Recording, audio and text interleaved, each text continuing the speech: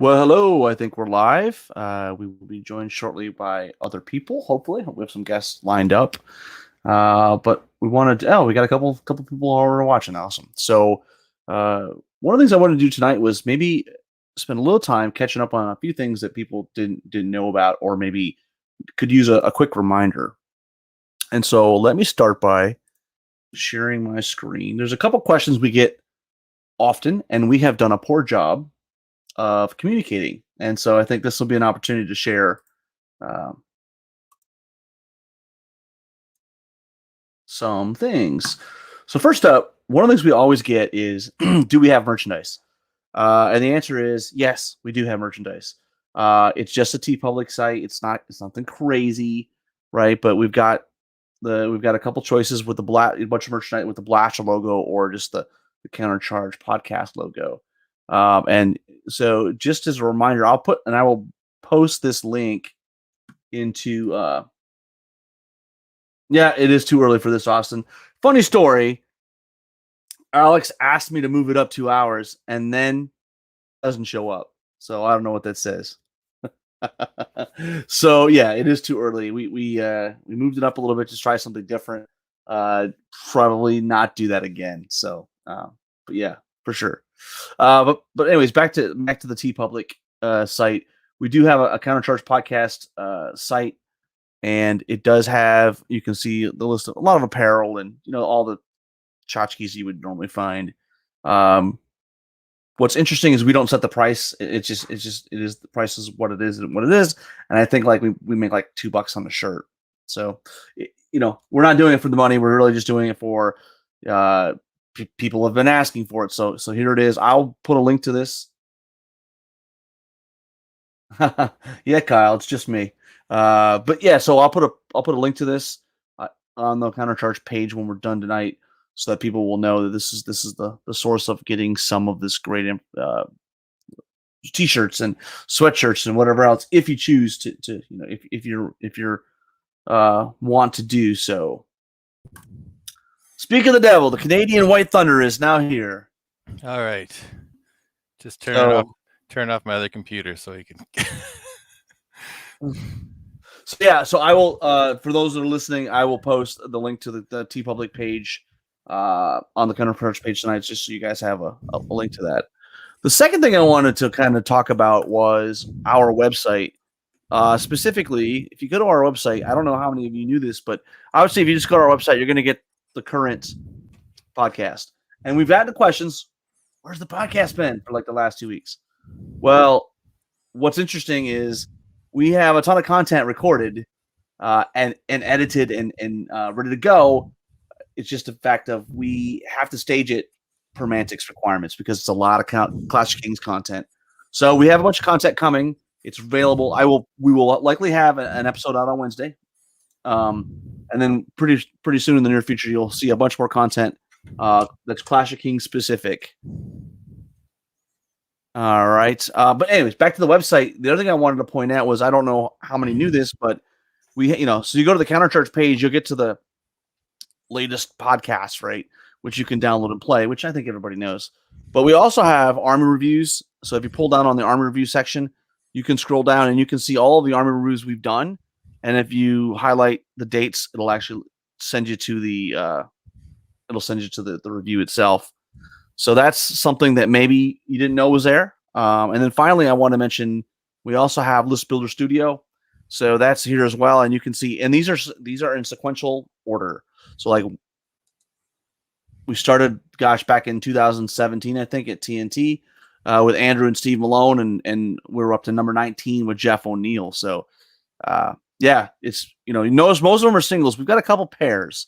I think that's the only way Todd was going to make it on, Alex, was to pair up with Patrick. He's not good enough to make it on by himself, is he? He's just the hanger-on, right? He's a hanger-on, yeah. Professional. Yeah, and so what's interesting, I'm looking at this first pairing, Andrew Summers and Steve Malone. I'm curious, Kyle, who in that pair, who's the hanger-on? Who's hanging on whose coattails? Exactly. They're both really great players. Yeah, it'll be interesting to see who Kyle says. So I just wanted to give everybody an update on that. We do try to keep up to date on that, keeping this up to date. Another website that I wanted to remind, we talked about this maybe a month ago with Mike Atkins. Just as a reminder, make sure if you're interested in going to events or finding out how to make your Masters team. Oh, Dwarven Darkness. Yep. So we're gonna not sure who that is. I'll be talking about King Beyond the Wall after we're done this part, or exactly. later on we're gonna spend a little time talking about Kings Beyond the Wall. Good question though. So on this page, you can find a link to all the upcoming events that are qualifiers, which region they're in.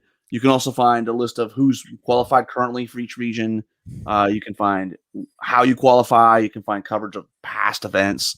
And I would say, like, there's still more data and more information to be put on here. This is still a bit of a work in progress, but it's it's much improved over what we had 6 months ago.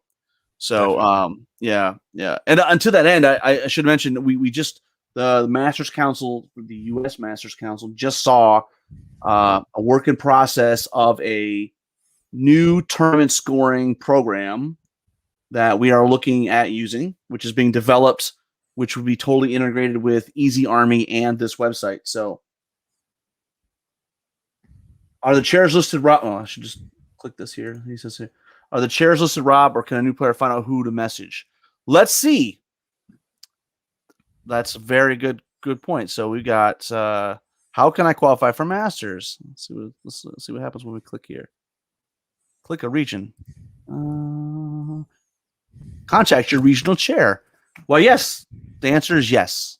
It does tell you, Kyle, who is the chair. And I think if you click it, we have special email addresses set up to send an email to them. So yeah, if you're in a region and you want just more information that maybe is not here, or you want maybe, hey, what's going on with this event that's coming up? What's the background there? Or if you just want to harass Jake Cherapika, this is a good way to do it. Absolutely.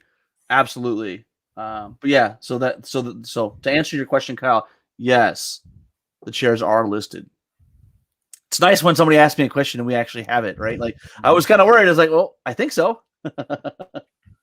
But yeah, this is a great website, and I'm looking forward to more and more integration with the tournament software that's being developed.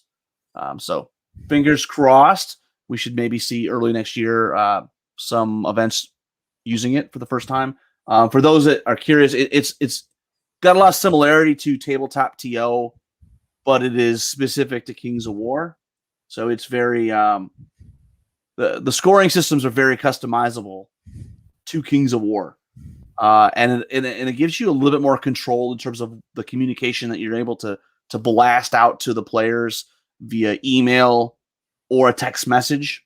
So yeah, fingers crossed that's coming up. The other thing I wanted to remind people about, there was a Kickstarter that I mentioned I think last week. I know some of you guys looked at. Just remember, this is still ongoing. This is that Premier Wet Palette system. I know a lot of people use the Redgrass Gaming Wet Palette, and that's cool. This is just another alternative that looks a little bit cheaper than that one. So if you're in the need of a wet palette, by all means, take a look at that. Yeah, it's not that much more than the Masterson one, and it looks like it has a few more features. So yeah, and the Masterson one I think was like maybe $15 to $20, and it's a very bare bones, just a plastic. We're talking about the Stay Wet palette, which is what I use, right? Yeah. And it works just fine. In fact, I don't even use the paper. I just use paper. Right? Parchment. I find parchment better than the paper that comes with it. Yeah, for thinner paints. I think the paper it comes with it is meant for the golden tube paints, like the thicker acrylics. Yeah. The only thing about the parchment paints that does drive me crazy is that it does the color does leach to the sponge, right? So yeah. But I go through a couple sponges a year anyways because I use it a lot. Yeah. But this one looks interesting, because in addition to just having the actual wet palette, there's if you look at some of these pictures here, there's some storage options. There's actually like a dry palette, which I think is interesting. And there's a place to prop a phone or maybe a tablet. And then they have this is the same company. I don't use these, but I think Billy or someone uses. Yeah, Billy was saying he really likes those. Yeah, these are the handles. But yeah, so it's an interesting thing, and it comes in multiple colors, and it's not terribly expensive. So if you're in the mood for or in the need of a new wet palette, be my guest. The dry palette add-on is interesting for people who use contrast paints, because you don't really want to put those on the wet palette, right? Usually. Yeah, or think about washes, right? Like you don't really want to put a wash on a wet palette, or because there's certainly some things that are already diluted enough. Or if you were using an airbrush paint, you don't really need to dilute it. So yeah, the new Vallejo metallic ranges, the alcohol-based ones. Yeah, those are really thin, so you don't want to put those in the wet palette. It just gets weird. Yeah, exactly. He kind of says the same thing we just said, which is it's great for dropping contrast paints, inks, shades, washes. Typical Riley, just popping in to agree with me. Yeah, well, yeah. Contrast paint do not. Yeah, for sure, it just makes a mess, right? Yeah, I have actually tried it. It does not work. So no, it does not. It does not. Final thing I wanted to mention, I'll be at the Michigan GT coming up in a couple weeks. So if you're there, great. I hope to see you there, man. I'm pretty pumped about it. Yeah. I'm actually playing ogres, which is nice. Weird. Bring them back. Yeah, go ahead. Have you added anything this year to those? Just a few things, but realistically, I was just sitting there and I have my Kingdoms of Men. I'm like, I'm gonna need this, and this, and I need this, and I'm just like, you know what? We're getting ready to play Vanguard at the store.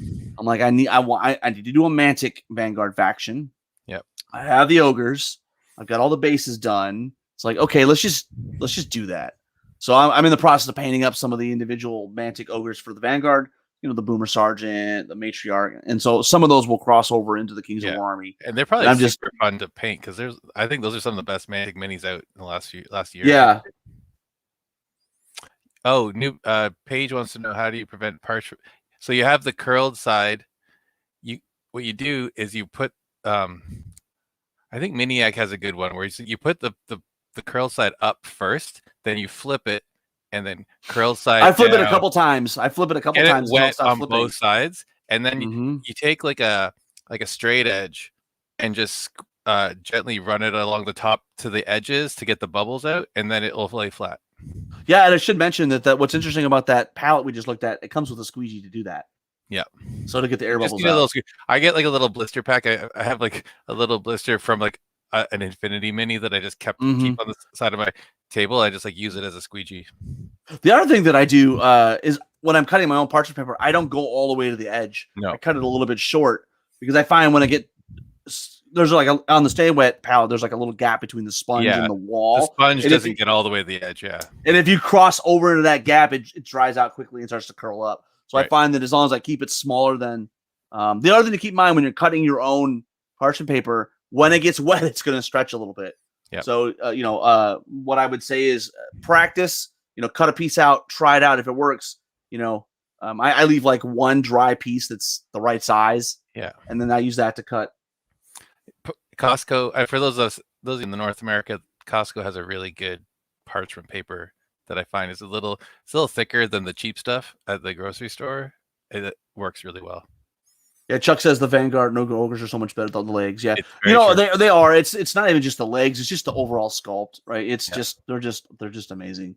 It's hard to beat them, but it's also not fair to compare them with the original ogres, which are 2015, I think. And still some of the best deals. It's just for what they are. The aesthetic is great. The material is but the price point's perfect, right? I tell you what, I will take that. I will take the PVC or rustic, as I guess they call it. Yeah, I take that any day over metal.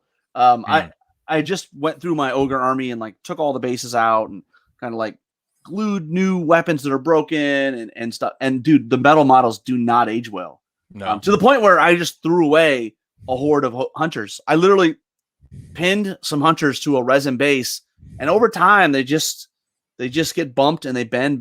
Well, finally the ankles just snapped on them. Yeah, I guess with the larger, taller metal minis, the weak points will be exposed. My rat army is all metal, but it's all rats, and it's all they're all short. and squat and or doom wheels. So they don't have a lot of weak points, but I could totally see that ankles and stuff on ogres would be a big problem. But I gotta say to Blake Schroed, I gotta apologize because the border still isn't open. We were talking at when was it Rich was on? Yeah. Blake reached out and we were talking about I was going to go to his GT. He was going to come up to mine. But right now the border is still one way. You guys can come up here, but we're not allowed to go south. Interesting. So I'm going to miss out on that. Well, good segue. Let's talk about this King Behind the Wall. King Behind the Wall. So yeah, we're the tournament pack dropped this week. So 1995, paint scoring, sports scoring is inspired by yours from Kings of Memphis. I changed it up a little bit just for how we want to do a little more painting, a little less of the hobby stuff for the appearance score. Yeah, right. A little less theme. It's still there because I want that work to be represented in the score, but I also give a little bit more leeway for the judge to give a few points for exceptional painting. And then sports scoring, usually in Northeast we do ranked sports score, so you rank your opponents 5 through 1, which I'm not a huge fan of. It creates some spread where I don't think it necessarily needs to exist in some cases. Most people are very good opponents. They're good sports people, they're kind, they're respectful, so I don't think there should be that much of a spread. So I think when you have those checkbox systems where it's would you play this person again, would you play, did you have a good game, did they show up prepared, those kinds of things, that's kind of what you want to keep track of. So I kind of agree with that, so that's good. But yeah, I think we're over 20 people now for signed up. That's awesome. Yeah. We had 26 the first year, so I think I was hoping for maybe around 20 because given the circumstances this year, but I think we're going to have more people this year than the last time, and a lot more people from Ontario, which was cool because last time it was a split half and half, Ontario and US guys, and I think we're going to get pretty close to 20 or above 20 just guys from Canada, which is awesome. That's awesome. That's really good. Yeah, our scene's just been growing consistently, even through this pandemic, which I think is a really good sign. The game is awesome. The community is really supportive, and it's just it's been going well. I finally actually started painting my box of hills. I didn't have the heart to tell you that you could have sanded the edges down and make them look a little round, but I was like, they're already painted. I'm like, I'm not going to give them any constructive criticism. I'm going for a rustic. I know. I'm just I'm going for flock. I'm flocking them. Yeah. So I'm just going to prime them, paint them, and then glue some flock down. I did get a few of the edges and go back to paint them. But no, because the first time we did terrain, we used relatively smallish, epic dwarf, true scale hills, and they're just a little small. So we made a new batch of bigger hills. This is the first batch of ones I painted up today, and you got a very orky look. Very orky one. I like it. You can thank John McCready for his sculpting skills. And, it almost looked like little fudge brownie cakes or something. I had a spare bottle of Vallejo primer just in the bottom of a box that I found, and I was so I decided to use that as my base coat, which took forever to dry. They're still a little tacky, so I'm not gonna be able to do the second coat till tomorrow. But I have a week off from school in between semesters from teaching, so I have a bit of extra time this week to get those done. And then found some trees at Michael's for half off. They're in the clearance bin. But the Christmas trees? No, they're actually little model trees. They have nice, legit, roughly awesome. Kings of War scale. But our community has been I saw awesome. I shared those trees, right? Mike LaHaye has been knocking out these awesome trees. And a few other guys. Eamon, he's gonna be printing up a feature table. He's my resin dealer. He was on the podcast with Jefferson and Nick Williams on the 3D printing podcast episode we did. he's printing up Hagglethorn Hollow, which is a kind of a halfling hobbit themed town from Printable Scenery as one of the feature That's tables. awesome. So it's going to be a prize. It's going to be one of the top tables, but it's also going to be a prize you can win. So that's super cool. Yeah, it's going to be really good. I think the event has kind of like given everyone something to focus on. It's been a long year and a half. Up It's been here, a long winter. we haven't had we haven't had like the events and the open spaces that you guys have had down south. It's just starting to get like that now, and people are still. It's stores are nervous to be open for open gaming, so I think the people really, really want an event, and I think we've got a great venue, and it's going to be an amazing event just because everyone's going to be together. So Kyle's an interesting question. That's a good question for Rob. You've made piles of terrain. How do you think 3D printing has impacted the role and expectations of a TO event? Well, so there's some things you're not. Well, let me say it like this: there's some things that you're not going to 3D print. Hills would be one of them. Trees would be another. You could print with trees, but honestly, what I find is I typically would just go buy the Bachman Trains trees. You get them for like $1.25, and they're really high end trees, or they're reasonable trees, right? They're good size and they have a good aesthetic. And they come in. I'll typically either buy. A lot of conifers, maybe a cedar tree, an evergreen. You can buy some deciduous stuff, but those are a little bit more. Well, they're not the easiest. They don't. The quality's there, but like they get beat up pretty quickly. That's what I'm trying to say. Yeah.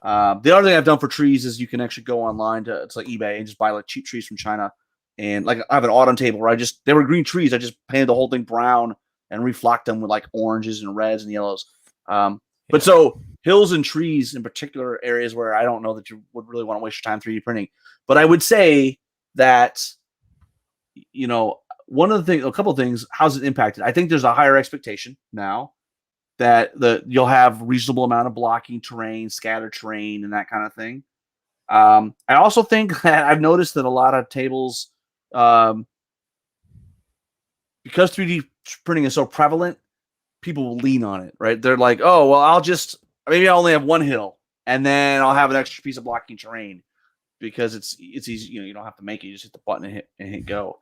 Yeah. But I will say the best thing I think that's come out of 3D printing is the fact that you're able to do a lot of really thematic tables now, really easily. And actually, we were talking about trees. Let's share Michael LaHaye's trees that he's been making, which are really fantastic.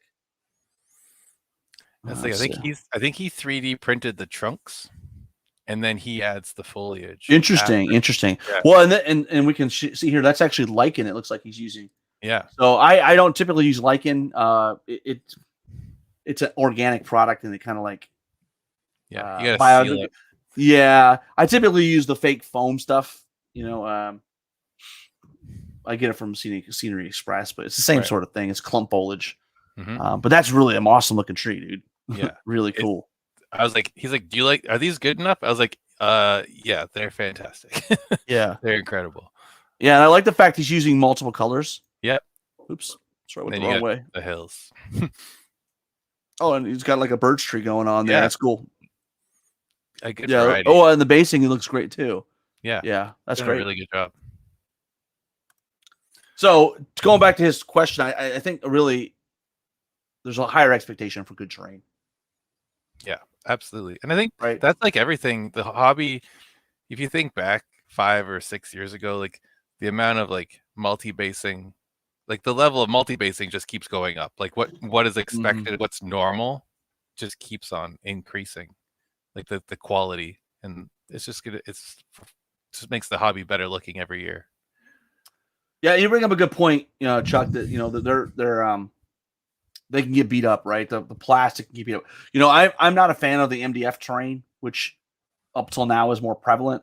I've always been one that if I'm going to buy a building, it's typically going to be a resin building, or in some rare cases you could buy like a high a polystyrene kit. I can't remember the names of the companies, but Pegasus Hobbies made some. There's a few others, but yeah, the definitely, and also the 3D printing stuff. Like, if you're not out a ton, right? Like, if it breaks, it's like, okay, well, I'll print another one. Mm-hmm. It's not that big a deal. Yeah, if you're doing the PLA printing, like it's not a huge investment. The resin buildings, like some of the nicer stuff, like from printable scenery and stuff like that, you want to get resin printed, and that can start getting expensive, like relatively expensive compared to other 3D prints, because it is a large volume of resin that can take a lot of time. Yeah. Yeah. I mean, I will say up until this, I don't have a 3D printer. So up until this point, when I was making, when I do make terrain, it's usually the bespoke kind that, it's traditional clays and stuff.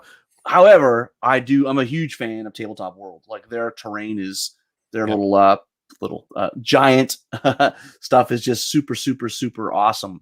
And I'm going to honestly, I'm going to continue to do that one or two a year.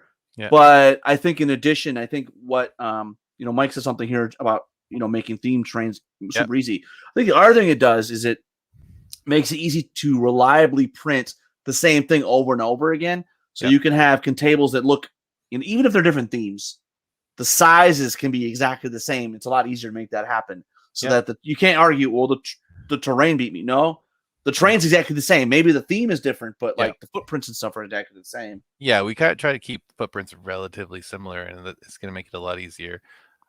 So Paige wants to know if we remove the trees the moment the game starts and just leave the footprint. No, I think we, around here anyway, we leave the trees on until they impact a unit moving into the terrain, and even then we just try to shuffle them to a different part of the template until they don't fit, then set them aside and then put them back as soon as it's possible. Yeah, I think, well, let me say this. It depends on how I've built my trees. So for most of my forests are some sort of base, right? And there's maybe 6 trees on it that are individually based. I'm trying to find some pictures, but that's how I would do it for, like, hey, I'm going to build 20 tables, right? That's a really quick way to do it. Yeah. But when I'm trying to go a little bit more high end, what I have is I'll have like maybe an MDF piece that shows the footprint, and then the trees come off as like pie slices. Like, the forest comes apart. So like you pull off like a pie piece, and there's like 3 or 4 trees on it, versus just like an individual tree. Just depends on how they're based. But yeah, I typically leave them on until I'm moving through. Yeah. I like to just leave the terrain as is for like immersion, or the way to make it look good. So yeah, the other thing that's important is how do you attach the trees to the base, right? And now I'm like, just base them individually and just set them on there. That's the only way to do it. But I have tried, I have a table with an ocean table where they're magnetized. That works if the tree is very light, like a cheap plastic palm tree. Yeah. But the one I would highly advise against is my first desert table. I had little pegs, and there's holes, and they put, these jackasses just broke them all. Like, in 2 tournaments, they were all broke. And if you take them off and then you try to put them on the table, they're just going to they're laying on their side, right? And then the fronds get all busted up. So yeah. All right. So Keith, Facebook user, Keith wants to know. He wants to segue into our next topic.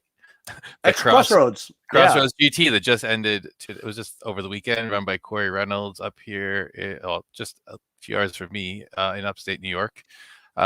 Now that Jake has won Crossroads, should we all be prepping for tournaments by playing Pokemon cards and reading manga?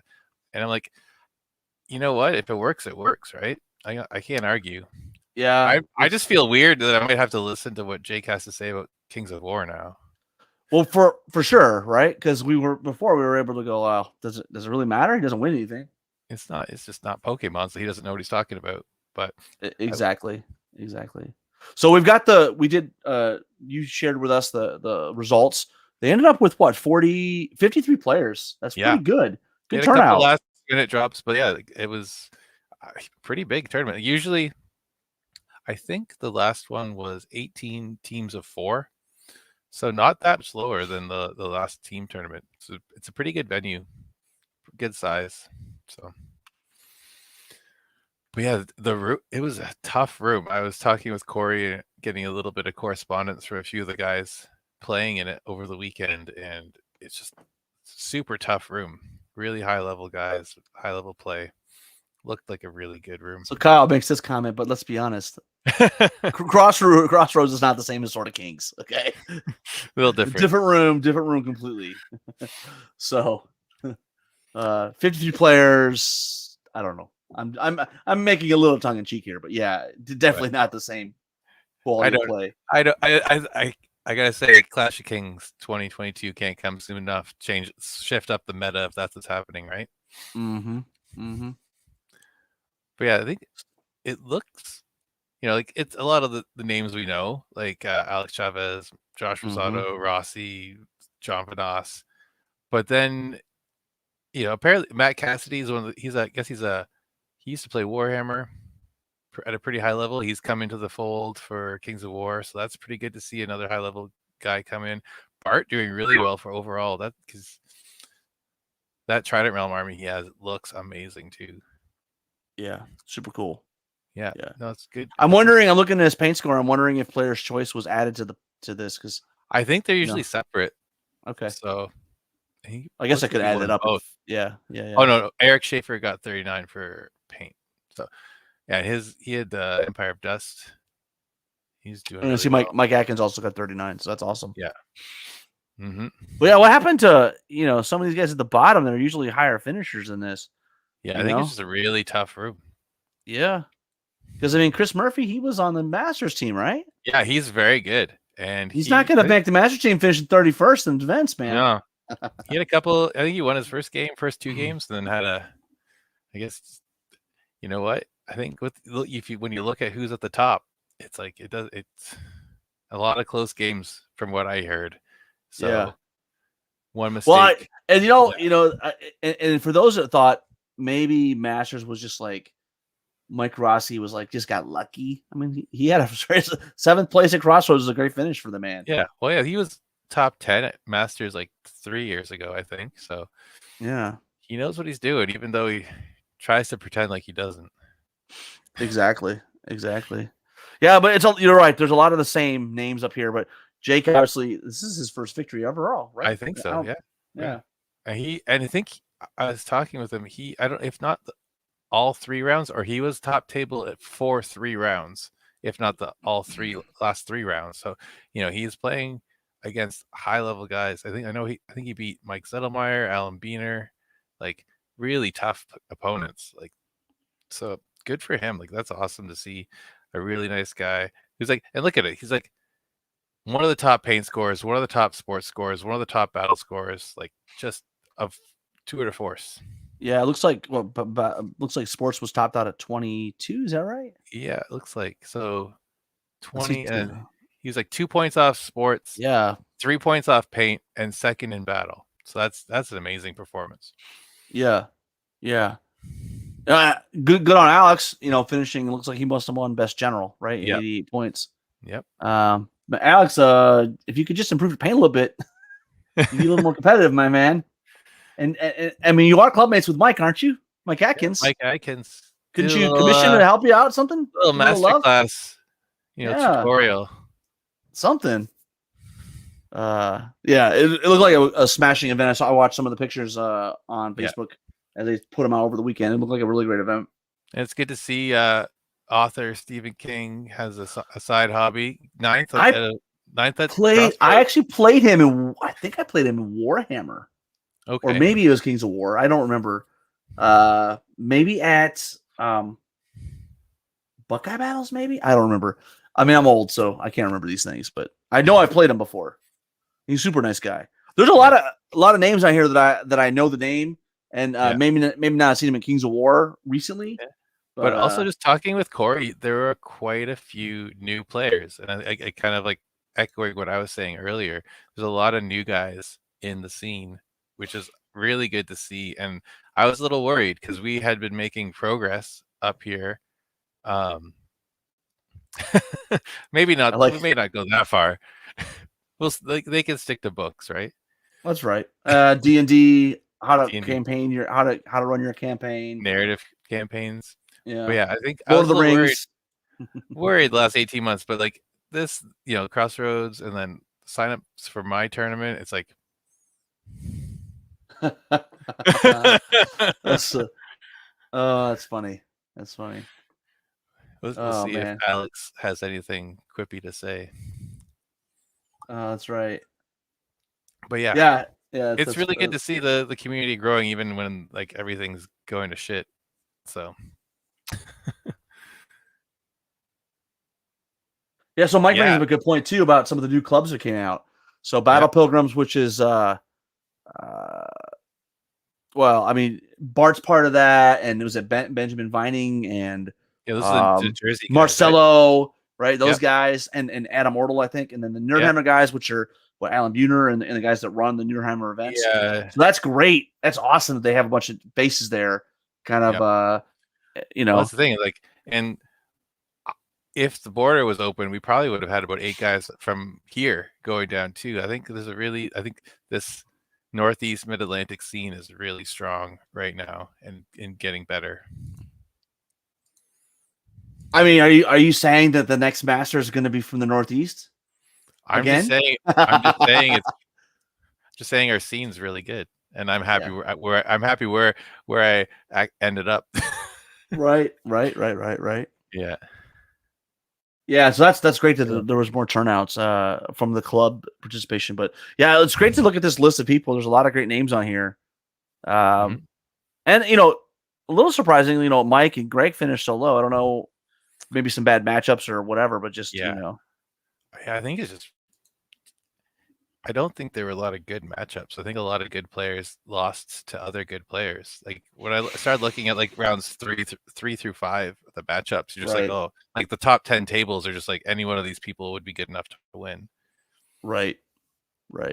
Yeah, it looked like a smashing event. What's the next event for you? King Be on the Wall is next for you guys, right? Yeah, it can be on the wall, and then there is I think Nerdhammer has one in November, and I'm not sure if I know Du Bois, which is typically like a 40K tournament in Rochester. They might have a Kings of War tournament, but with the border situation, what it is, like we won't the Canadians You can't come can't down. go. Yeah. So that's like that would have been like half of the participation because Rochester's like 2 hours from here. So we would have all like convoyed up there, but it's yeah, I think it's gonna be King Beyond the Wall and then Nerdhammer are the next two up around here. Like Nerdhammer's in Pennsylvania. Yeah, I think for us, I think we've got Crucible in Florida, and then we have the Forge in Birmingham, which is the home of the Sons of Vulcan. So that's Right.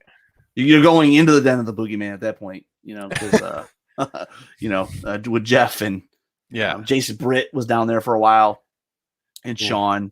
Is Jason in Texas? He's in Mid-Atlantic now. No, he's in Carolina. Yeah, he's the one that beat Dustin in the first round. Yeah, he's the Kingdoms of Men guy. Yeah, that's yeah. In fact, I don't think he was playing Kingdoms of Men, but the last time he was at Forge, he gave he may actually have been the last person besides a Masters event to give Jeff a whooping. Like, I mean, he just was he the guy that he might have run. Did he run the League of Rortia, like Halflings version of Jeff's list? Is he that? Maybe it could have been. I for some reason thinking it was maybe Salamanders he was running at the time. Oh, okay. But anyways, it does happen from time to time. Jeff always says that he does lose. People just don't believe him, right? But yeah. So Kyle's got an interesting point. I think part of that is just the fact that we're so far into third edition at this point.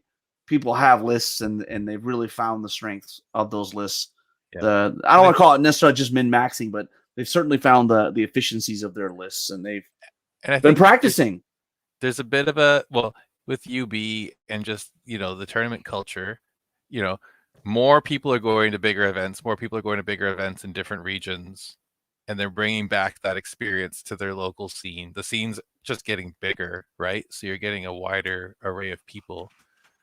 But yeah, like I think the level of play, people are just taking it higher and higher. So like the basic level of success, a good player is much better than a good player from 5 years ago. And I have just been informed we will be joined by the man himself, Jake Cherapika, shortly. Ooh. So he's driving home. So he's hence the reason why I know Aramis mentioned we're earlier. That's part of the reason that we're earlier is to try to catch some of the Northeast guys just to chat a little bit more about Crossroads because they're obviously on East Coast time and I'm on Central. So this is an interesting thing. I honestly, we already have an event like that. Alamo, they have a two list event. Now, I think what Paige is saying here though is maybe when you go to the table and you have two lists, like an Alamo Infinity style, right? Yeah, or like a Malifaux event.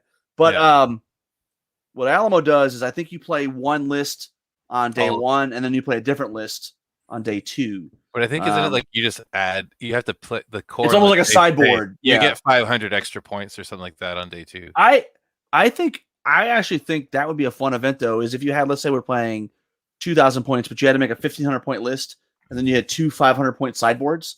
And when you add each 500 points to the 1,500, it has to be legal army. Yeah. And you just show up the table. And I think what would be really awesome is you find you know the scenario, you see the table, and you know what the opponent's playing. Then you pick. And secretly you pick which sideboard. Yeah. And then you just play. Because I don't think it's as much fun as like negotiating who gets to pick first. Yeah. Pick in secret and lay it on the table. Yeah, and Kyle mentioned, they did do that. Jesse Cornwell did that at SharkCon sideboard. Yeah, we also did it. We also did that in first and second edition at Andrew Sherman's event. Mm-hmm. I don't know. It's been so long, I can't remember what it was called. The Ohio GT. I don't remember. War Room. I don't. Long story short, it's been done. I had an idea. Yeah, I had an idea where I have a tournament one day that I've run in March. They call the March of Death that I've been thinking about making a 2-day, and like I don't think it would work. It might be just logistically too difficult. But you basically the theme would be that your army's march, like forced march through enemy territory. So your army shrinks. Oh, that'd be cool. All weekend.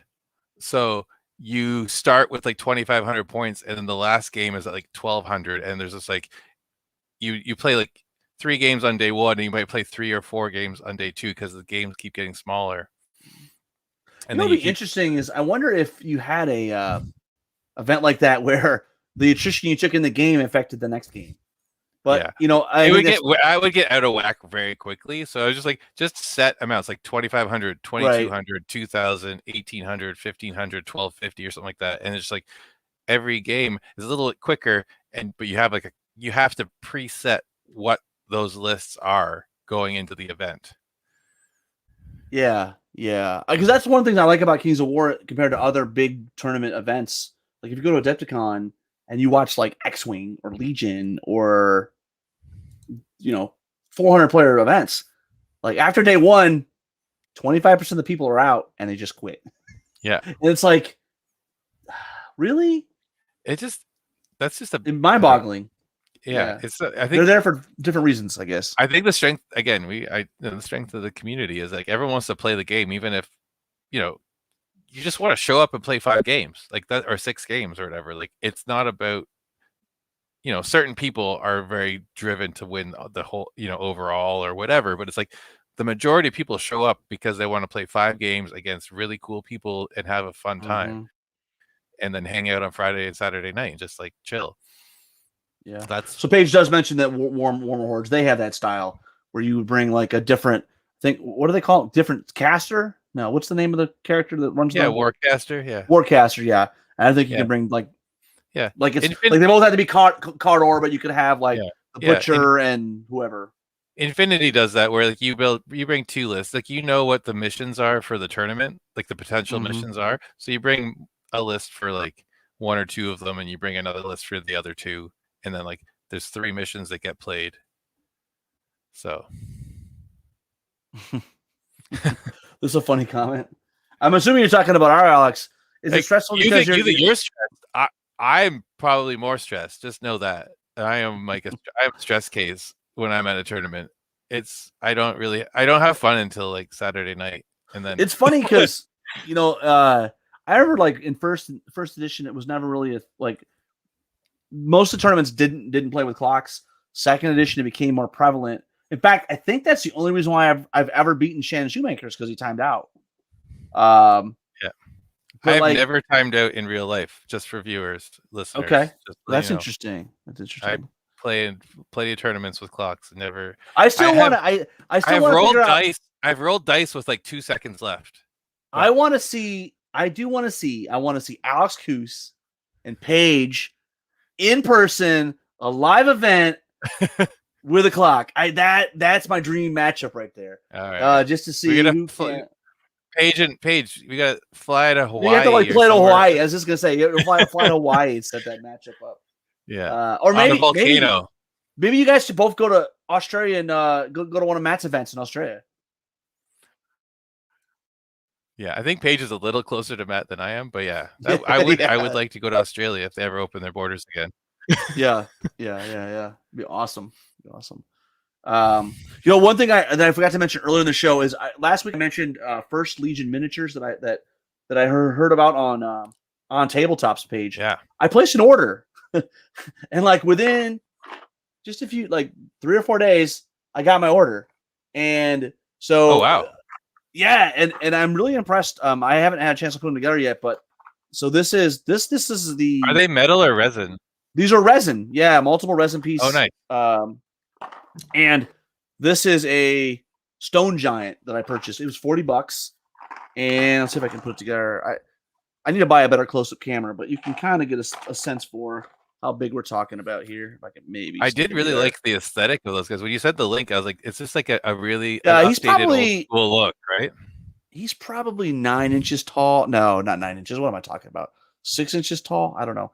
He's not. Oops, sorry. He's not terribly huge, but yeah, the detail is crisp. Yeah, it's a crisp. Well, I'm going to use it in my Kingdoms of Men army because let's be honest, the Mantic one is way too big for the halfman. It looks ridiculous. The halfmen are like the size of his foot, right? Yeah. At least this guy, their body is going to be like the size of goes up to at least his ankle, So, well, I think my clubmate Steve made a good point about the Mantic Giant. He has an ogre army, and he's like, if I use the Mantic Giant in my ogre army, my ogres are going to look the size of orcs. So he picked the Conquest Giant because it's just scaled better for the ogres because it doesn't make the ogres look small. Funny you say that. My store owner Mike Horner, he has both the Mantic Giant and the Conquest Giant in. What he did to the Conquest Giant makes it look 100 times better. Is he just raised the upper torso up a little bit so that maybe like an inch, and it just because the current Conquest Giant, for those who haven't seen it, is a very squat, heavy set thick dude. Trunk. Yeah, and he just stretched out the torso just the tiniest bit, and it looks amazing. The new Ice Jotnar or whatever, the newest one that they just came out with, is a little taller and narrower. He looks a little bit better proportioned. He's a really nice mini. I was like, I need to do a Northern Alliance army now. And I think that's probably the only models of that range that I would use for Kings of War, because the regular infantry are like way too big. I mean, they're ogre size. They're bigger than ogre. Like 35 millimeter and bigger. Yeah. But the giants kind of are like, well, a giant's a giant, right? So who's going to say your giant's too big or too small, right? Yeah. So, well, to Paige, it's not a definite real life reference to ogres and giants, but it's just like, if the giant is so big that it makes the ogres look like human scale, it throws off the visuals of the whole army, is what his point was. He just wants something big that is not so big that the ogres look normal sized. Right. Well, I mean, I do like the Mantic Giant. It's big and impressive. Awesome. If I have just a human army, like with regular size humans, 28 millimeter, I would totally use it. I think it looks better in like an orc or goblin or human army, and the Frost Giant is awesome. Like, I think the Frost Giant is one of the best aesthetically the best looking Mantic minis they have. So I don't know what he's referencing. Who beat you to what? Yeah, I don't know.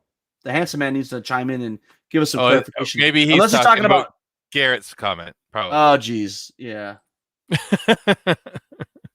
is my guess. If I know Grant, that's what he's Yeah, that's to. true. Grant's mind is always in the gutter. God bless him. God bless him. Hey, by the way, if you're going to, there's a 1-day event at Grognard Games, and I saw a post from Grant saying he's got a place for people to stay if you want to go. So if you're out of town, reach out to Grant. I've heard he's got a great place. Very hospitable. So yeah, and of all the friendly guys in the Midwest, he's not one of the ones with a murder basement. Correct. His basement's actually finished, right? Yeah. It's a nice gaming room and stuff. Yeah. Oh, that'd be cool if you make a giant, give it the horns and everything. I like it. You can paint them all red. Super awesome. Yeah. I actually go ahead. I just think the Banthic Giant, like with all the bits you get, and just it is rustic, but like that gives you some conversion options and reposing options. I think it's got a really good base for doing a whole bunch of other stuff with it. In my Kingdoms of Men army, I was using the War Bear from Atlantis Miniatures. Yeah, because he's not super big. He probably is only like 6 inches tall. No, not even that high. And scale's pretty good, but now that he's on a 75 millimeter base, it's a little too small. A little too small. But then I bought the Yeti from Atlantis Miniatures, and that might be a little too big. Like it's quite large. Yeah, it's quite big. So I'm hoping that this stone giant, will kind of fit the bill.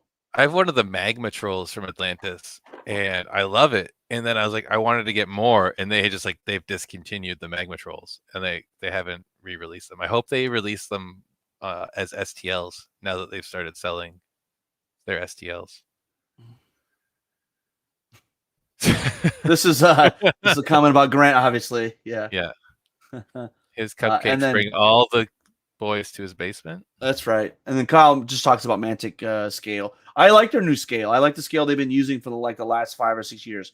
Yeah. I mean, I really can't complain about any of their scale except for the elves. The elves definitely feel like a little undersized. Yeah, I think everything they've released in the last few years has been great. I would the new goblins. I have tons of them. They're great. They're a little bit beefier than the original goblins, which is awesome. Orcs are great. Yep. I can't think of any models that I don't like. I just grabbed a whole pile of orcs, and I'm pretty happy with them. Yeah, the elves. I think the elves though are just the fact that we're now 11 or 12 years in, right? They're just old. Yeah, they're just old. I do like the fact though that they were still carrying. They found a way with the Dracon Riders to at least carry on the aesthetic, so they weren't like. Yeah, I think. Oh my god, they don't look like the original army.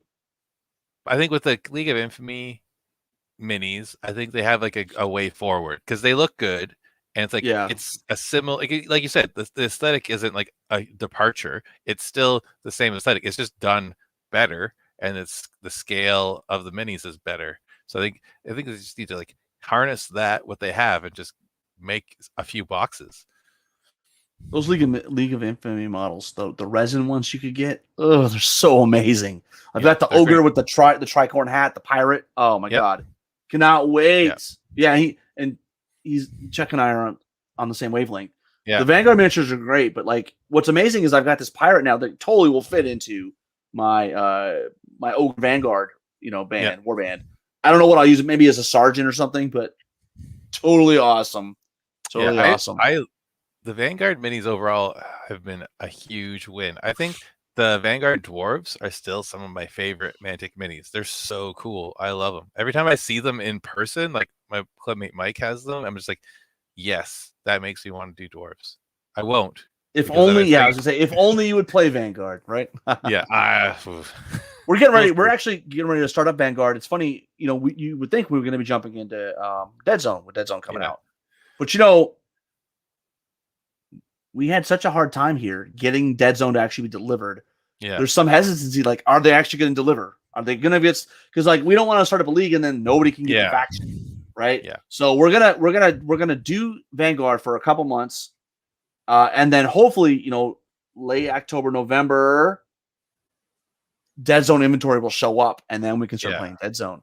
because like nothing kills a slow grow league than not being able to buy the models. It's like, oh, I would have painted stuff this month, but I couldn't get them. So right, exactly. It's important. So, but the new Dead Zone stuff looks really cool.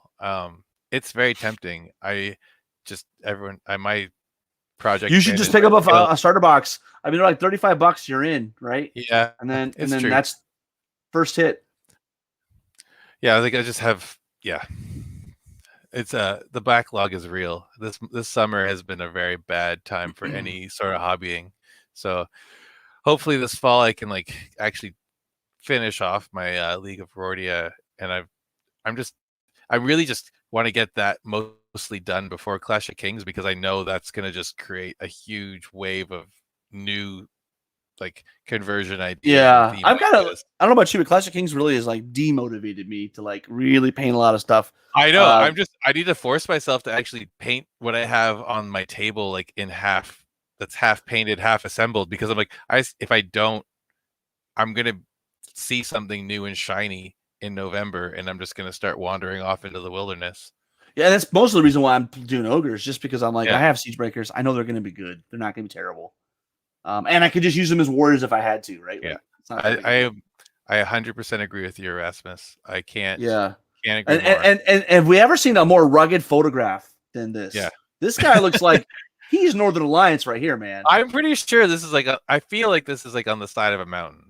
Like it just feels. It's got to be. Yeah, it's got to be. No, 100% agree. Erasmus has been he's a great new addition to the Hamilton scene. He moved here last year, I think, just before, actually 2 years ago, I guess now, before the pandemic. And he's on the terrain crew. He's been helping out, building some terrain for the tournament. Now, since you're in Canada, is your terrain different? It's a lot like, not really.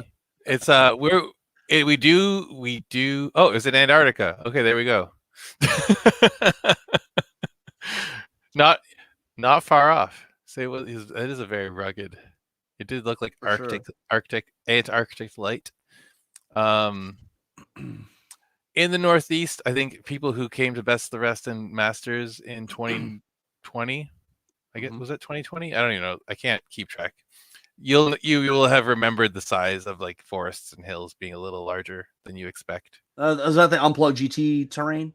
Yeah, and like some of the Unplugged stuff, and the Crossroads and Orktown stuff is a little bigger too. It was just like to have a little bit extra volume of terrain. It's the same number, like 10. Well, it's like everything's bigger in Canada. You have like what 30 million people in the country? Like 35, 40. 35, and your country's bigger than the United States. So it's the second largest country by landmass, next to Russia. So right. But exactly, everyone lives within like an hour of the border. Right. Yeah. It's funny because I haven't been to Canada in a few years. My dad's Canadian, was Canadian. So, but yeah, it's there's a lot of unexplored area. Well, we got a good tournament to come up to. Your parents are in Michigan, right? My mom is in Michigan. Yeah. My uncles live in Montreal. There you go. I don't have any, so I'm French Canadian by my dad's side. So I don't have a lot of people in Toronto, but I have an aunt that's from Winnipeg. Yeah, we're only a few hours from Lansing. I think it's like 3.5 when Blake and I were looking at the Michigan GT. We're not that far apart. Exactly. Yeah, I definitely have to make it up 1 year. Yeah, hopefully I think this COVID thing goes away at some point. Well, that's the thing. I was hopeful, to because like there's that, Rich and Blake have and now I think Chris DeGrow, he's like big on the UB tournament scene this last year. He moved up to Michigan, so there's a good scene that I've been wanting. Where did Chris DeGrow move to? Up near Blake. Oh, up in Midland, up in the middle part of the Lower Peninsula. Okay. Yeah. So that's cool. Like it's a good crew over there, and I want to like connect with them, but this has made things difficult, obviously. Yeah. But no, Blake's super super awesome. I think you guys know that he came down to NashCon this year to help me run, or for him to really run, let's be honest, the big game. So we had like a big 10-foot by 10-foot board, or 10-foot, I guess it was 6 feet wide by 10 feet wide by 6 feet deep, and we had like 45,000 points. It was amazing. And Blake's awesome. And he just got done running the same thing, even bigger at Gen Con. He took the board we had and added on like an extra 10 feet. So there's some, I'll have to post some pictures on the Facebook page. It's crazy. Yeah. So crazy. But yeah, Blake is probably one of the nicest people on the planet. You know, just super nice guy. And he lives up in Midland, which is, it's probably, wow, it's a couple hours from the border, from the southern border of Michigan. So it's up in the, us Michiganders, we go like that, right? Like, so it's probably like up here. Yeah. Whereas Lansing's probably down like that. So the lower peninsula. I think Midland is like the same height, the same height latitude as like where I grew up across Lake Huron, like basically like straight across Lake Huron from where I grew up. Yeah. By the way, I hate Lake Huron. Let me just tell you, I've been on all the Great Lakes. Yeah, Lake Huron's the worst. Like, it is the choppiest. It's the best. It's what you mean, man. It's the best. Like, I remember one of the 5 top sunsets in the world is along a 1-hour stretch of Lake Huron where I grew up. It's just terrible. I mean, obviously the weather is hot garbage. Like, it is shit almost. Yeah, it's terrible. 9 months of the year. But I just remember getting like violently ill trying to catch perch on Lake Huron when I was younger lad. Yeah, I think there are Lake Huron has the most shipwrecks per like I don't know square footage of body of water in the world. It's insane. There are more boats at the bottom of Lake Huron than anywhere else. Well, I mean, let's be honest. There's 5 Great Lakes, right? Michigan touches 4 of them, right? Technically, Lake Michigan and Lake Huron are one connected. Lake. Correct. They go through the Straits of Mackinac, right? Yeah. Right. And then Lake Superior is great. Lake Erie. Yeah. Lake Erie Ontario. That's its own thing. Lake Erie is actually cool because it's really shallow, so it gets really warm really quickly, and the fishing is really good. And Cedar Point in Sandusky, Ohio, is on Lake Erie. It's amazing. If you haven't been to that amusement park, but hey, we'll cut the preamble. Let's get to the real meat here. We've got a champion with us. The man, the myth, the legend, Jake Pikachu Cherapika. Can you guys hear me all right? Yeah. Yes, sir. Yes, sir. Well, congratulations. Congrats, man. Thank you. Are you as surprised as we are? Let me switch. It's going through my webcam. There we go. I should sound better now. Oh, you sound great. You sound great. Sound better now. So, all right. Let's cut to the chase. Are you as surprised as the rest of the people are? More. Okay. He just kept winning. Yeah. It just kept going. It just kept happening. I was like, your nose start bleeding today. at one point, I'm like, am I asleep? Are we not actually at Crossroads? Am I home? Yeah. Do I remember how to play Kings of War? Yeah. That's right. How far of a drive for you to go to Crossroads? It's like 4 hour, 15 minutes. Oh, that's pretty good. Not too bad. It's not too reasonable. Bad. Not too bad. Yeah. So give us a rundown. Yeah. So what you want to do when you pick your starter Pokemon, right? When you have that, you want to make sure you have a core of fire, water, grass, right? That way you have good coverage. And so I like personally to go with the grass starter because you get good status moves. So that helps a lot. Okay. Well, I won't refute your, I can't refute your Pokemon mastery. Squirtle? Squirtle? I guess you guys probably want to hear the list first, right? Yeah, or do you have a copy we could look at? Yeah. Can I screen share on this? You should be able to if you hit the share button down below. Let me pull it up. Sorry, I literally just got home. No, we appreciate you coming on. Like I said, we moved this up a little bit earlier to try to accommodate some of you Northeasterners. Yeah, I was listening on the last hour of the drive home, which was fun. Because I drove home alone, so I was all amped up, and I have no one to talk to who cares about King's terrible. That's the thing. The drive home from a tournament's always like it's like you think you're going to be exhausted and just be silent, but it's just like an hour of like manic talking, and then like 15 minutes of silence, and then like another hour of manic talking. All right, well, let me share my screen.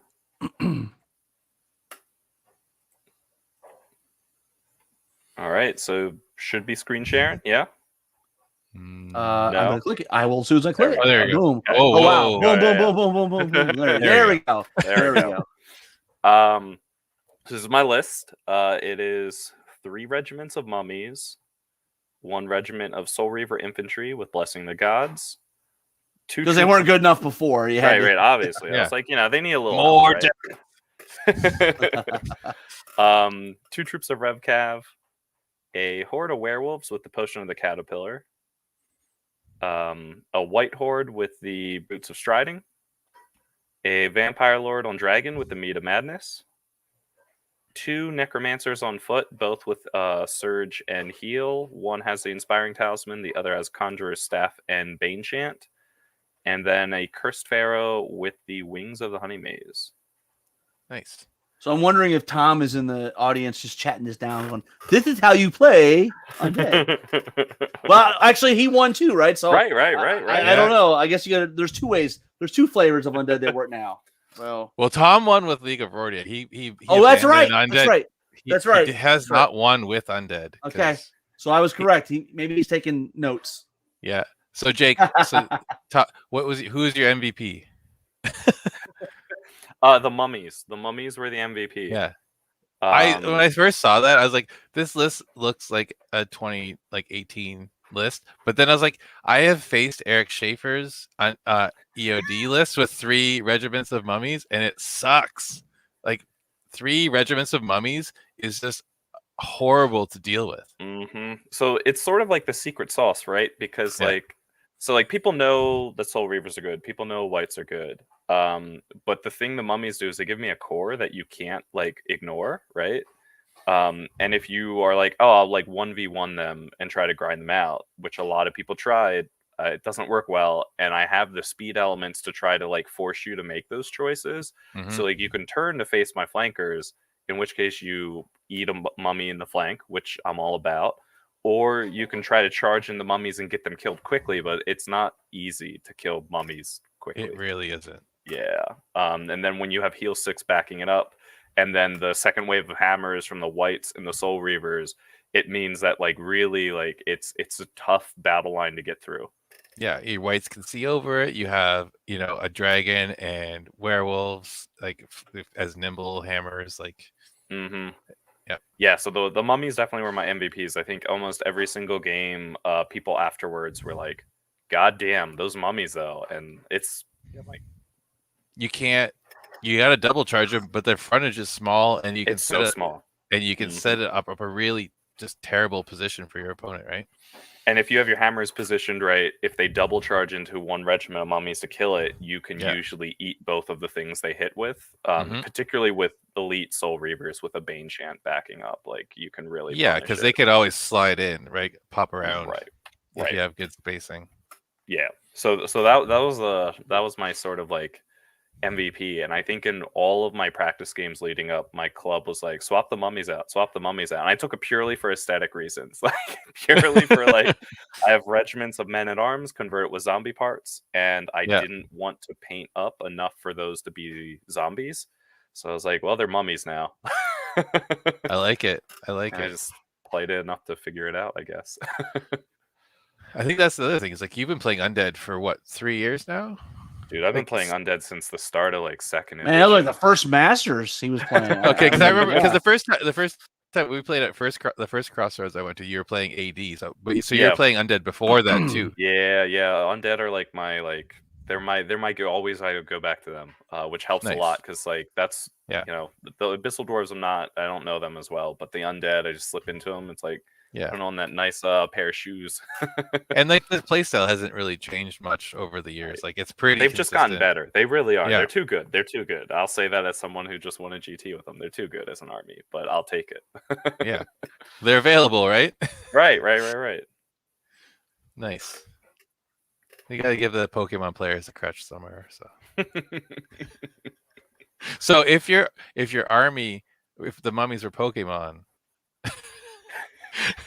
I don't know how to ask Pokemon questions. The mummies are Pokemon. I'm like, okay. What would they be? What kind of Pokemon would they be? No, it'd obviously be a tank type, man. It's not even, you absorb the hits and you hit with your DPS.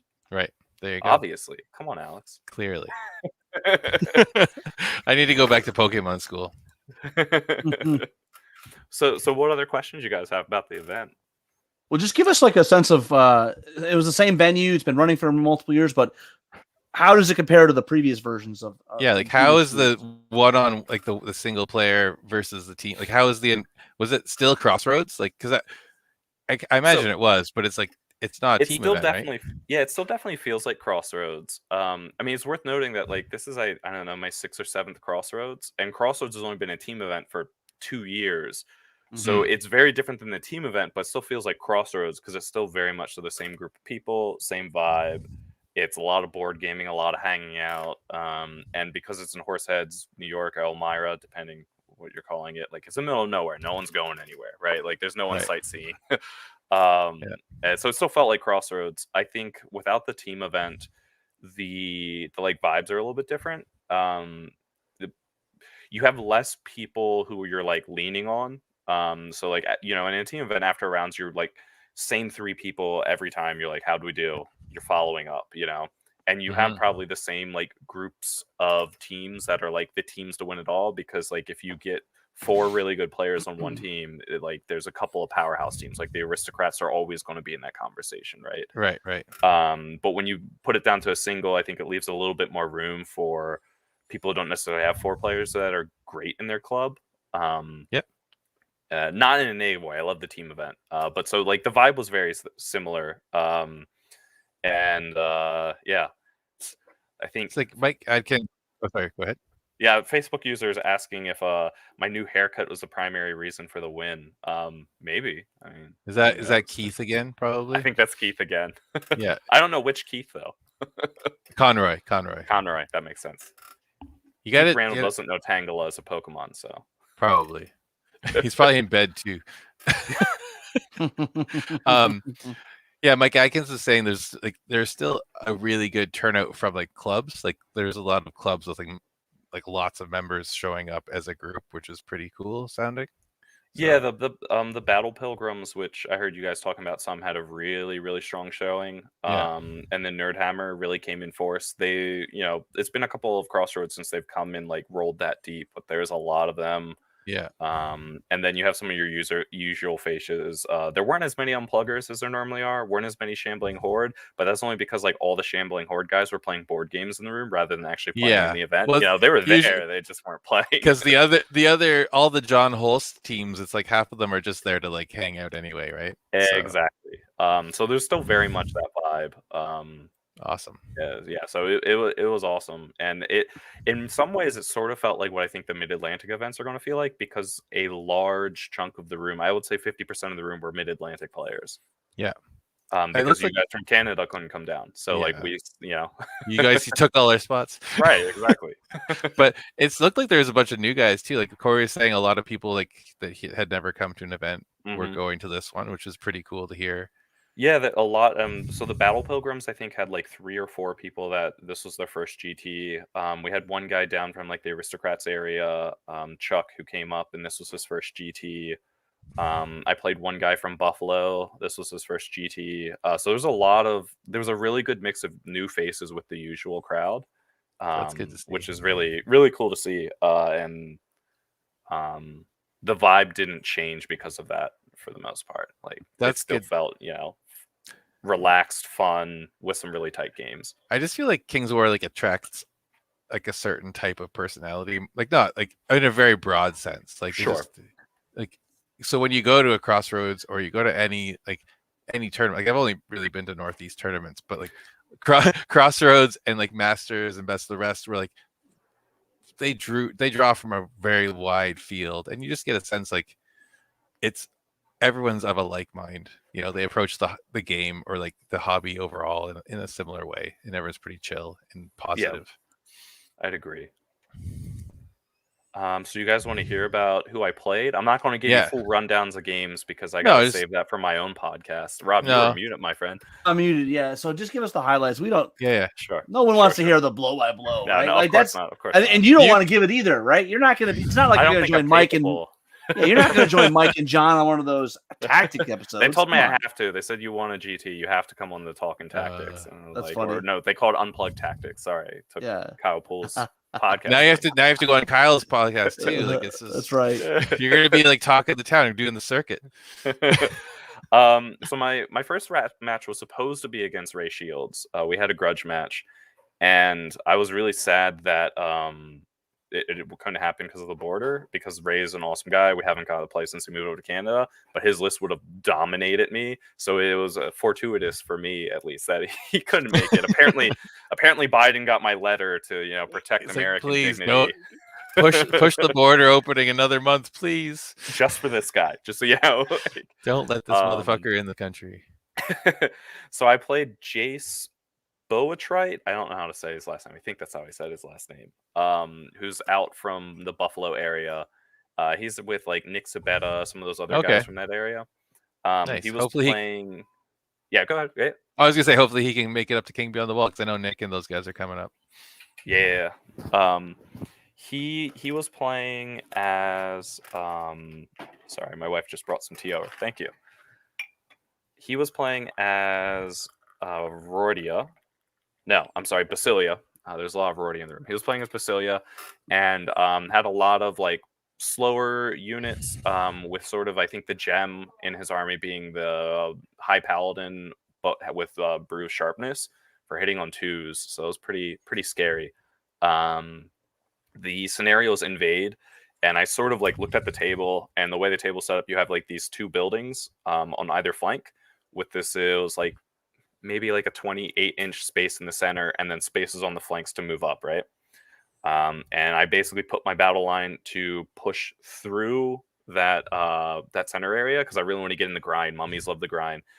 Left flank, I refuse flank with Cursed Pharaoh with wings and the troop of Revenant Cav, and sort of try to sit them where fences are to try to hold off whatever he puts there. Other flank is my fast wing to try to like close that door. I ended up baiting his dragon to charge werewolves in the front, and then the vampire dragon was like looking at the flank. And I think he thought he might waver them, which is obviously possible. But I thought it was worth the potential risk to jump into the flank and like take him out. I thought it'd take 2 turns and I'd lose the werewolves in the grind, but I rolled really hot, even though it was hindered. I did like, I think 11 wounds with the vampire and then an additional like 8 or 9 with the werewolves and just popped them in one go, which was, a huge swing. And that lets me turn and face his whole center line, which is now grinding with mummies, and he can't get out from that. And then on the left flank, I think he had made a small error and put Ogre Palace Guard in the far flank, thinking he was going to sweep around.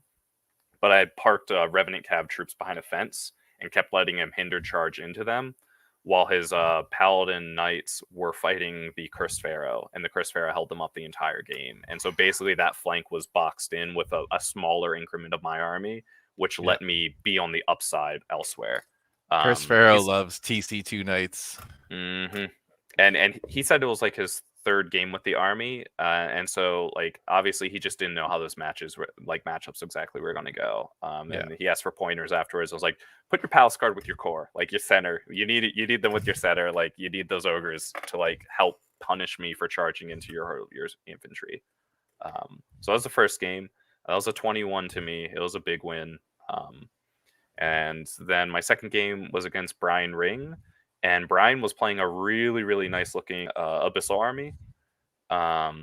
And it was a little bit different than sort of the standard Abyssal we've been seeing, but similar flavor. He had less shooting, but some shooting. It was like 2 Heart Piercer regiments and some Warlocks and, of course, Bale. But then he had 3 Hordes of Molochs, which was interesting to give it like just a little bit more blended approach. This was a really tight game. He ended up giving my Meat of Madness vampire a charge into the flank of one of his Moloch hordes that he didn't see. And so I take that. I didn't kill them in the first time, but they turned, don't kill my dragon. I killed that. And that opens up that whole flank for me. And so really it just ended up being like that one small mistake cost him a lot. Brian's a good player, so he ended up clawing back a lot from there.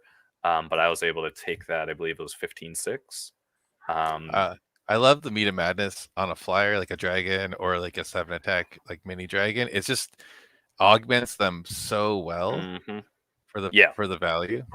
And it's really hard. Like that 1 inch doesn't seem like a lot, but once you have like horde bases, corners, and stuff, it's really hard to stay in a spot where you can control table space, but stay out of their space. And it just messes with people because just like 20 inches, I don't know. Like, you play long enough, and 20 inches, you can see it. 21 just kind of throws you off, right? It's just that little bit of curve, right? I took that from Keith Randall, so I can't take that credit myself. We played a couple of practice games on UB, and he was like, "Put me to Madness on the Dragon." I'm like, "Yeah, you're right." And third game was against Nick Sabetta out of Buffalo. Awesome guy. We haven't played since the first Crossroads that had Kings of War, so it was really exciting to play him. He was playing Trident Realms, which is normally a bad matchup for me because like I don't want to see ensnare. But he had 2 Gigahordes instead of like some of the more ensnaring options. So his core was like 2 Gigahordes and a Kraken, and then he had a horde of ensnarers, 2 Heart Piercers, and like your Knuckers, some speed stuff. And I ended up getting the Gigas in one-on-one grinds with the mummies, and one of the Gigas went hindered into the mummies, and I sort of forced him into that spot. He overcommitted on the flank where the Curse Pharaoh and the Revcav troop were. No, it was a Curse Pharaoh and 1 mummy regiment ended up holding up 2 Knuckers and the 2 Heart Piercers and Ector for like 3 turns before he realized I gotta ignore this Curse Pharaoh and like go to where the action is. But by that point, again, I've gotten those turns bought to start the grind,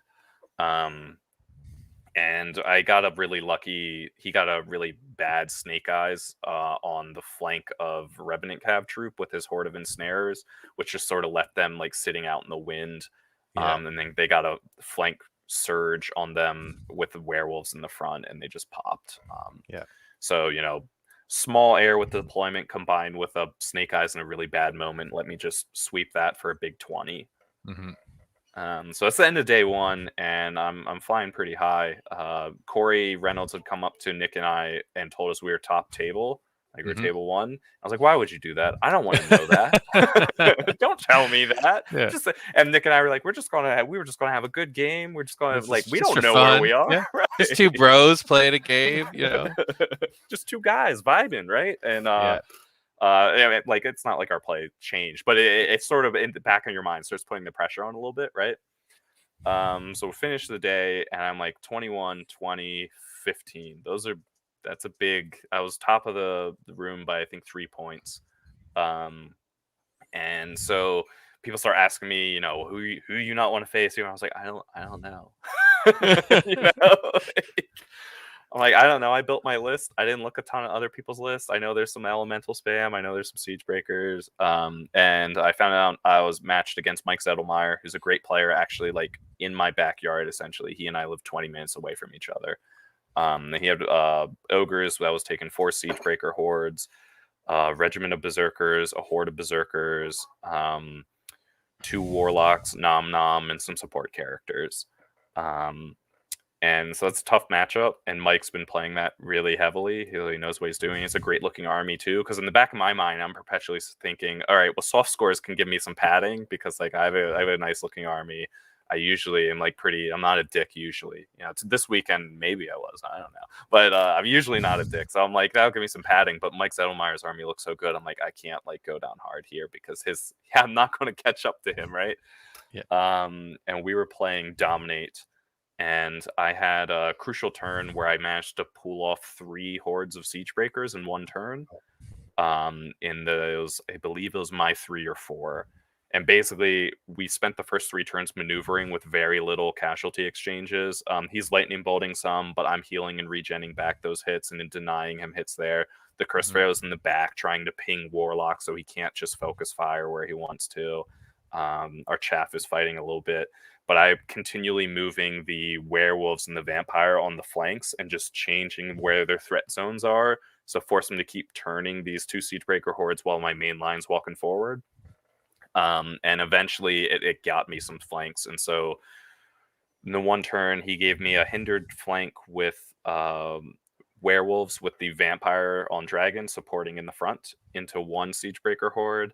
And then the next Siegebreaker horde was fighting a regiment of mummies, and I got a hindered flank with the whites. And then he gave me a clear charge with the Soul Reavers into the front of one that had like 1 or 2 damage on it. And we're looking at it mentally. We're like, I probably pop 2 of these. If I'm really lucky, I pop 3, but it's not unheard of because there's a lot of those are good hammers hitting things, right? Yeah. And I ended up popping all 3, maneuvering them in a way that there weren't any optimum like charges to receive. The Curse Pharaoh did work in that game, blocking up stuff, and he clawed stuff back because like if you lose 3 Siegebreaker hordes in 1 turn and don't have like a clear thing you're taking off in your turn, many people would like just be like, it's over, you know. And you could see that. I saw that going through his head, and like I was like, I think he still has stuff he can do, but I don't necessarily want to point this out to him, right? It's top Well, table. that's the thing with ogres and like something like dominate or control. You're like they're so never much out. unit strength, right? Yeah, they're never out. And so by the end of the game, he has a horde of hunters. I have my werewolf horde and my dragon, and I think necromancers, and that's all that's left on the table. So he clawed a ton back as a very small win to me. Yeah. I've played against that ogre list on UB a number of times, and it's like it's a tough nut to crack. Yeah, he knows what he's doing. It's not a bad matchup for me because I'm investing heavy in units with a lot of crushing strength.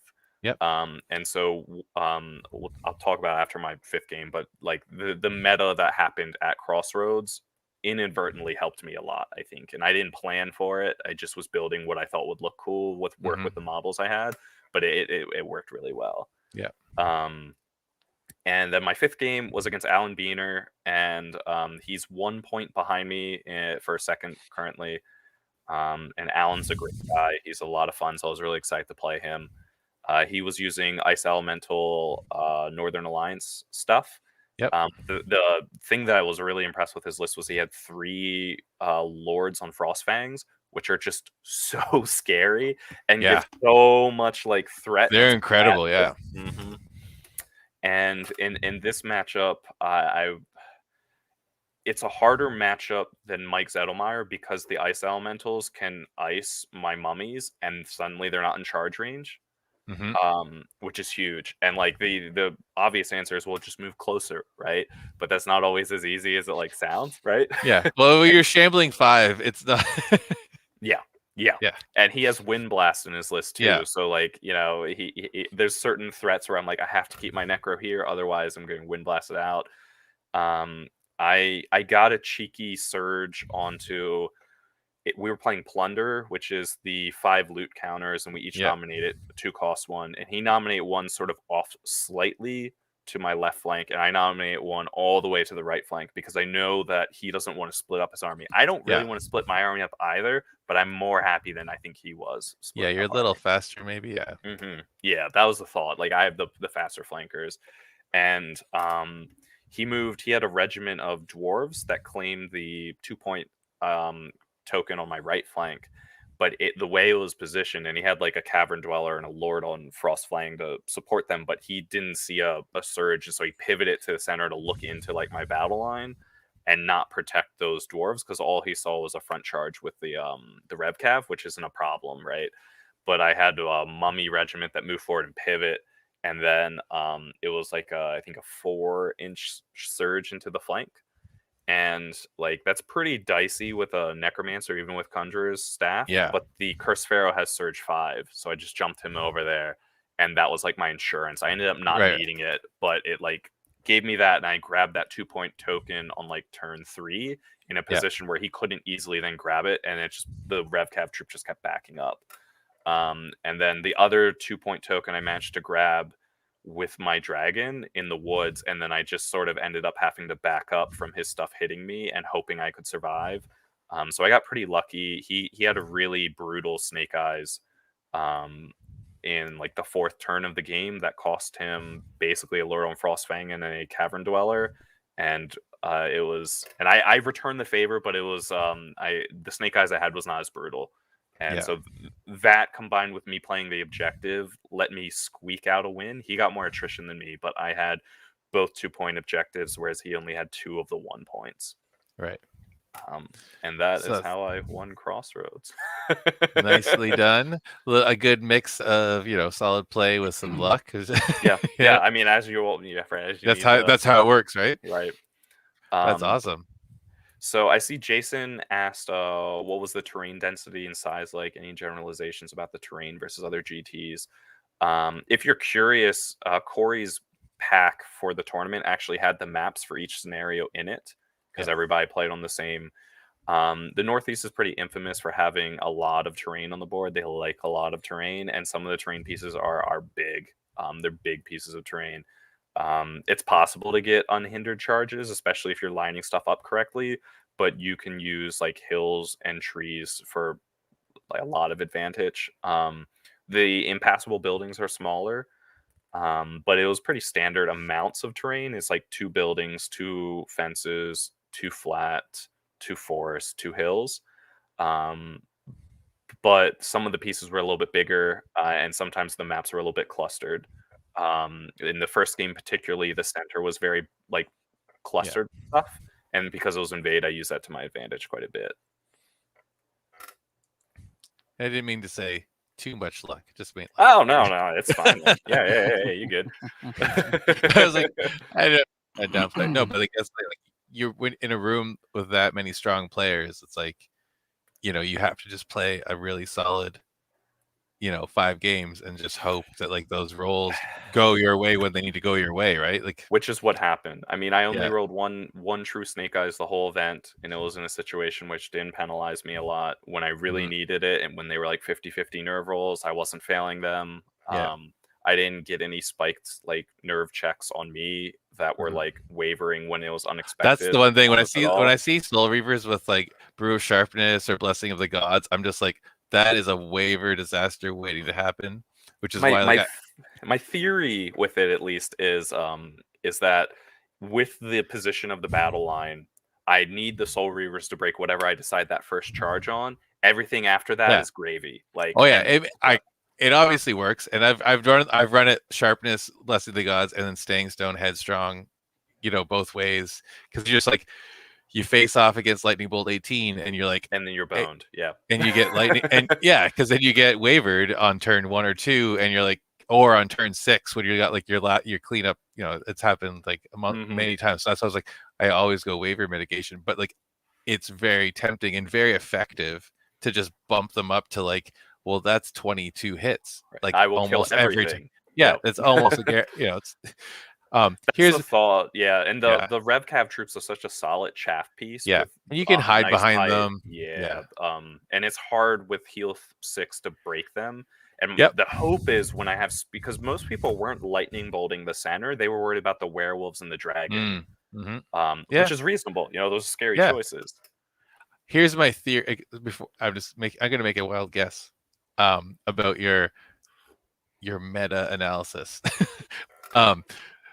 I saw a lot of middle nerve defense 5 units in a lot of lists, and I'm like, as an undead and Rordia player, I'm like, yes, guy. Yeah, not me. Because you're like, because like that's what those armies like. When you have super hammers, that's what you want to see. You don't want to see 22 nerve. You don't want to see like full hordes of infantry, right? You want to see those expensive middle nerve units. Well, and even more like the mummies, you're paying points for Crush 2, right? 12 attacks is not impressive, but if I'm grinding with like siege breakers or elemental hordes, different things like that, I'm putting on 3, 4, if I'm lucky, 5. You're getting good value for those. Well, and attacks. You have regen, so so you can win that grind. If I'm doing it to, I don't know, like Ratkin hordes, right? You'll be like, all right, enjoy your like 6 turns to kill me. I'll throw a warrior regiment in there or like Wretch horde and just like watch you like flounder, right? And so I don't think anybody could predict the meta at Crossroads because it was a very odd room. There's a lot of lists where it's just like there's a lot of ogres and a lot of like not elite lists, but lists that were using like 15, 17 nerve units that were defense 5, defense 6. Like a lot of the cores were like 3 or 4 hordes of large infantry, large cav, right? which my army wants to face. Yep. And I didn't know that going in. If I had faced like I don't know a Kingdoms of Men list that wants to get in the grind, it would have been a really tough. Maybe I get some flanks, maybe, but combo charges, maybe, but it suddenly gets a lot harder. Or if I had faced a Trident Realms army that had more ensnaring, because Nick was going more for like the Giga and stuff that's more about the grind power. But ensnare suddenly makes mummies useless, right? Yeah, and it just like blunts your hammers just enough to slow them down, because then they can't do anything in the front. Like Exactly. you can't one-shot things in the front. Yeah. So I think I just lucked out with what people for whatever reason decided to take. My stuff worked well, and I'll be writing a Dash 28 article about it, but I have been thinking and practicing a decent amount since Masters. Because Masters was probably my worst GT showing ever. Which is fine. It's Masters. Like someone has to be near the bottom at Masters, and if that's me, I can still have fun time doing it. And it's right? been it was a weird year for hobby, right? Like you just that one, all the Pokemon jokes are like legit for Masters. Right. Well, this Masters I signed up the week of the event because we had a last minute drop, right? But those are all excuses at the end of the day, right? Because there's other people who were playing and they were ready to go, and I could have been that. That just wasn't me. You just failed it, and it's okay. Right, exactly. But I can't. I bounced back and I said, you know what? I wasn't thinking I was going to win an event, but I was like, I'd like to have like a 2-3 or a 3-2 record by the end of Crossroads. Yeah. Well, 3-2 in that room is like a good weekend. That's right. I don't know. I was talking with a few people over the course of the weekend, because it was just like every round I'm just like, holy shit, that matchup's going to be good. That one's going to be good. And everyone's stressed and everyone's worried about who they're facing every round. And I'm like, I see Jason asked another question if there's any shooting heavy list. I mentioned the ice elementals. The shooting was fairly light except for the abyssals. The abyssal armies, and there was a lot of them, were a lot of triple flame bearer, triple heart piercer style, like that 18-inch piercing one. Shooting. I think there's one list that had 4 regiments. I think that was Alex. Yeah. And then the rest were like 3 plus warlocks and stuff. Yeah. Oh, you got the Spymaster seal of approval. Oh, thank you. Well, I mean, he can't win an event with Undead, but you were able to do it. So. He's just like the gif of little what's his name taking notes from The Office. Yeah. But to answer Jason's question, there were some shooting heavy lists, but they weren't what you think of as shooting heavy, because it's 18-inch shooting, but it's better shooting because it can move and fire with steady aim, so it's more mobile. And some has piercing. And I think both heart piercers and flame bearers have piercing, and the ice elementals. So it's all short range. Yeah. Bring your individuals to stop stuff from shooting. Like that you need to work it back into your stuff. Even like a regular cav hero can deal with those units because they can't fight at all, and they're only range 18. So your guy gets within 16, pops them, turns them off, right? Yeah, I started seeing that in the UB tournament since last Clash of Kings update, like in Halby's Rift, and you're just like, it's an adjustment. You have to know how to. You have to have a plan for 3 regiments of flame bearers and 2 warlocks, like that. Like you just need to be able to deal with that. And I luck out. Dice Dad Steve is in my game club, the Mid Atlantic Irregulars, which is newly formed this year. It's me, him, and Ed Fisk. Which is an awesome group of people. That is a really good trio. Ted would hang out with them. Right, yeah. We don't bring a lot of numbers, but I think we bring some enjoyment with those 3 people. But Steve is playing that shooting heavy abyssals, and I've had several practice games against him, and he's walked me through a couple of times, like, this is why I don't want to do this, which is really nice because it prepped me a lot for this weekend where I was ready, even because flame bearers versus heart piercers is not that big of a difference, right? No. So that helped a lot. Yeah, that's what one has Pathfinder or Regen 4+ and versus 5+. Like they're the same unit essentially. Yeah. And Ed just plays a super aggressive Rordia list, so he's just been like perpetually coaching me, just go for it, go for the throat, like every game. I remember he brought that to Best of the Rest. They were like, he's like, I don't know if I'm gonna stick with this list. Like, it's an amazing list, just keep playing it. He's gotten much better with his list. He put another. We joke every time we have a practice day. He comes back and is like, guys, I think I can fit one more horde of honor guard into the list. Like, because when we started practicing, it was like 2 hordes, right? Like a moderate amount. Yes. And then like he was like, I'm going to drop these in. The 3rd horde's going, and now he's running 4 hordes of honor guard. I like his style. I can't afford to convert 4 out of what I'm using as miniatures, but I love his style. Any last questions for me before I head on out, guys? Because I'm No, just thanks for joining us. I know you're tired, and really appreciate it. Thanks for the offer of reaching out, Rob. It was a fun thing to look forward to make that 4-hour car ride go quicker. Exactly. My last question is: are you going to do this again, or like me, who won a tournament back in 2016 and just sat on my laurel ever since? Well, are you gonna make it a thing? This is my 2nd GT win. I'll have you know. Oh, really? Now, what was first? The first one was a field of I think 18 or 20 people. Okay. But I won Blood in the Sun, the last Blood in the Sun. Well, that's Warhammer, right? No, it was the King's really. War event. Yeah, okay, all right. Wow. Was that also? Well, that's we'll have to blame the handsome man. Now the reason why that was a thing is that's because that was before any Clash of Kings like tweaks, and that was when Race could get hit in the front, survive, jump over the unit, complete turn around, and get surged in the rear. Yeah. It was bullshit, didn't lose fly after getting disordered. Yeah. That's why I won it. And you had invincible vampires. Mm-hmm. Yes. A defense 6 vampire just going around being like, no. Exactly. But right. so you got 2 wins. Doesn't count. So that's an asterisk, right? That's an asterisk. One question. So do you have plans for what's next? Like, because you've been working on the Brotherhood of Blood for like almost 2 years now, right? Yeah. Well, not as actively, right? Yeah. Well, but calendar years, but not yet. I'm keeping using them. Yeah. The one thing I walked away from, Crossroads had a huge step up of the hobby game because Brotherhood of Blood, I wanted to be my pageantry army, right? I wanted to wow people, right? And I think it turned out really good. I'm really happy with it. But other people brought great stuff too and had good display boards. I did not have a good display board, so I didn't have something to make people pause, stop, and look closer. And I think my details are just a little bit subtler. The conversion is just a little bit subtler, so I need someone to stop. So me, K2, and Doug Blake from the War Kings were like strategizing, like, how would you do this? And so I have an idea. I think I can do it. It sounds pretty cool. It involves a video game theme music if I can make it work. So that'll be fun. The arms race is on. And I need to replace my whites. I need to think of something that fits the theme for whites, and I need to make my dragon pop more. I need to highlight those wings. Because I did a decent highlight job, but it's not enough. It needs more. It's like that more meme. contrast. It's that meme with Kylo Ren. More. Yeah. Absolutely. That's what's me driving home. Like I need more. Awesome. Yeah. Well, we wish you the very best, Jake. I know you want to get Jake. some sleep. Congratulations. And for those who don't know, make sure you listen to Unplugged Radio. At some point, they will have an episode out.